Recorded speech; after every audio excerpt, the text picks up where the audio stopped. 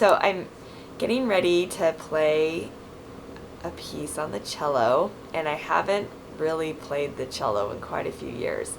One of the pieces was written for a trio, so the piano, and then there's a violin and a cello part. And I got the music, and I started to practice, and I was way out of tune. Because like I said, it's been years, and not only that, my cello did not have any of the fingering stripes on it. So I was kind of playing blind, and our piano's out of tune. So I tried to tune the cello to the piano, and it's not very good.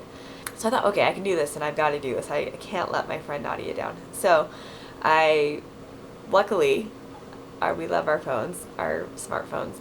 My husband had a tuner app on his phone, and I downloaded it from my phone, and then I could just sit it there and play my keys, and it will tell me if I'm sharp or flat or close enough on key. So I did that, made sure all 4 of my strings were in tune, and then I proceeded to mark on the keyboard where each of the major notes are. So if I'm doing the A string, for example, so where the B is, and where the C is, and where the D is, and then I went up and did the E and the F and the G, and then the high A, all the way across the fingerboard.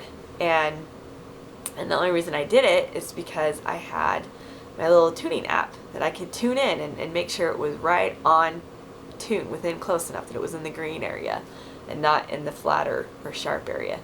So I marked all the way across my keyboard for all of them.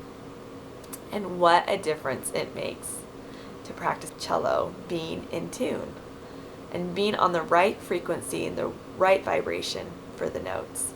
It was painful. It was seriously painful for me to practice before I tuned my cello with the actual tuning app. My fingers don't really remember where to go on the keyboard.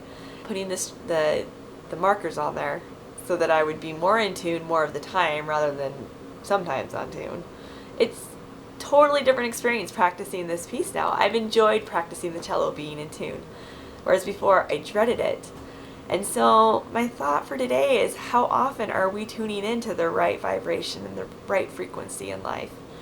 Life can be miserable if we're not tuned into the right frequency and right vibration. But when we're tuned in on the right frequency and the right vibration, life is so much more enjoyable to practice and to live.